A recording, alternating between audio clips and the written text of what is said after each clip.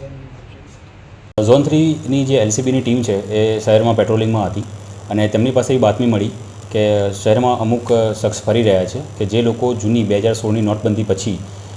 જે નવી જૂની નોટો બંધ કરવામાં આવી હતી તે 500 અને 1000ની નોટો મોટી માત્રામાં વેચી રહ્યા છે અને 10% 15%ના ભાવે એ લોકો માર્કેટમાં વેચી રહ્યા છે।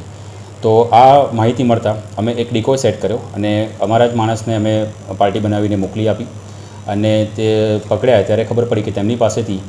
કુલ 5 માણસો હતા અને તેમની પાસે 25 લાખ અંદાજિત 24,98,500 રૂપિયા જૂની 500 અને 1000ની નોટો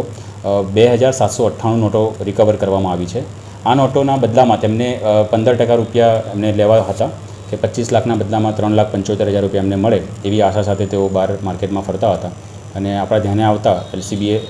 તમામ 5 આરોપીને પકડ્યા છે, જેમનું નામ સામંત કરીને એક વ્યક્તિ છે, નાતાભાઈ ભરવાડ, મુકેશભાઈ ભરવાડ, અહેમદ મંસૂરી, વજેકણ ભરવાડ।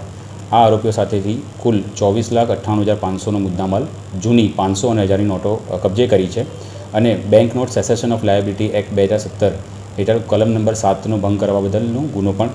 દાખલ પાણીગેટ પોલીસ સ્ટેશનમાં કરવામાં આવ્યો છે।